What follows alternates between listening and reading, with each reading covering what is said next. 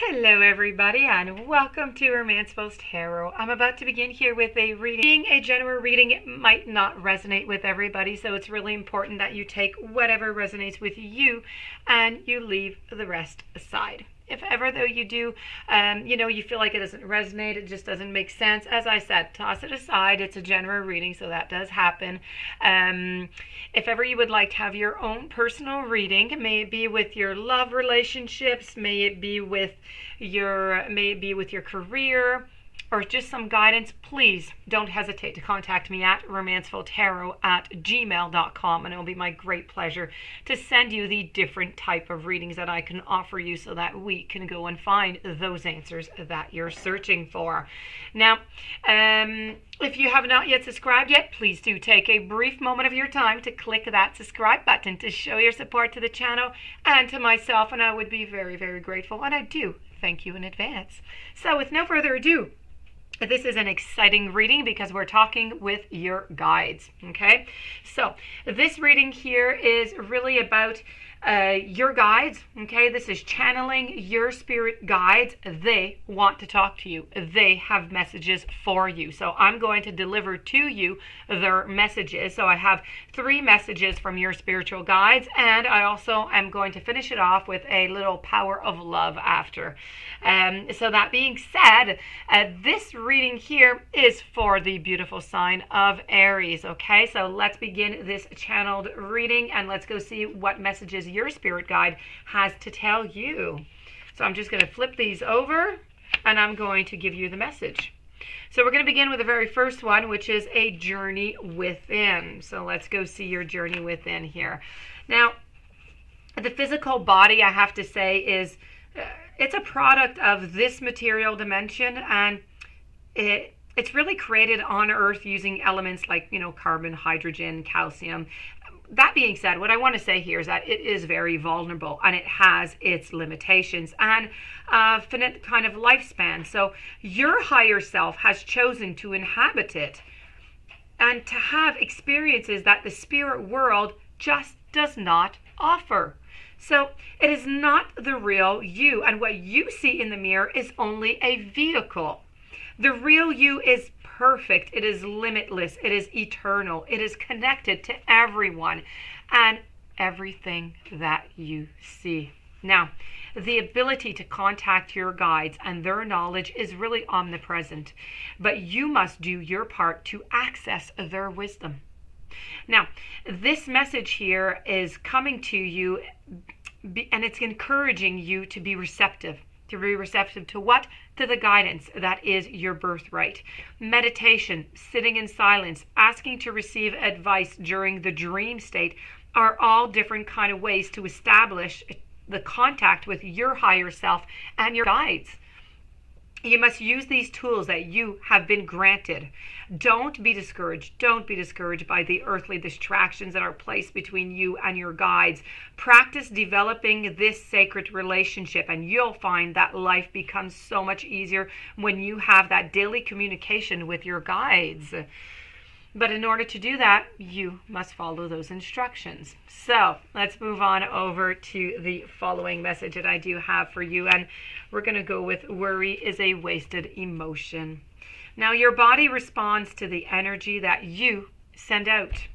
And it reacts to every single thought as though it was real. So when you create a thought of worry, let me say, it tells the body that it needs to defend itself against something foreign.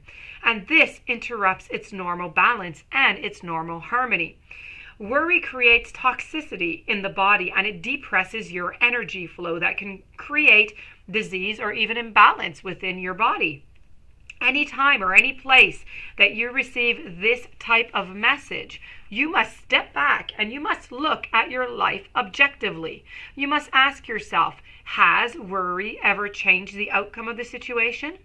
There is no question that the emotion worry is real and it does have energy, but it has no power to alter the result. Now, the only power it has is to affect you. And the tendency to worry is definitely a learned trait. Although it may also have a genetic component to it, your guides urge you to see this energy for what it is. What is it? It's a waste of time, and it is trouble, I'm telling you. Do not give in to it. Instead, you need to take the steps to remove the possibility of its energy that is coming into your life into the first place. And you need to understand your body. Everything that you see in this physical dimension is a replica of what has first been created in your thought. There is nothing that you can look at right now that didn't first have its genesis as the energy of thought. Now, since we have the ability to create reality from thought, that means that you too have the power to construct your own personal existence. And with that power comes responsibility. So you need to be mindful. You need to be mindful of your thoughts. And if you focus on what you don't have, be it money or health or love, then the energy or lack of energy is what you're going to create. And your guides, they are there, they are ready, and they are willing to inspire you and to help you to see that your desires come to fruition. All you have to do is ask for their assistance. In fact, the summation of all your previous thoughts and intentions are what you are experiencing right now when you're receiving this message. You need to look around yourself right now. Your environment has been created by your choices, whether consciously or subconsciously. So you need to start making conscious choices, and you'll be amazed at what you can absolutely create for yourself. So you need to understand your body. You need to understand how this works. Now we're going to move over now. Now that these were your 3 channeled messages by your guides, I'm going to give you a little oracle card here on peacefulness. So you recognize that balance, that kindness and love brings calmness to your soul. It is sad. It's a sad irony of life that humans can only appreciate the quality of a peaceful existence by experiencing moments of comparative turmoil and even conflict. Now, just as you value your health after an illness, so do you feel most grateful for peace once you've encountered strife. But discord is something that you can learn to avoid.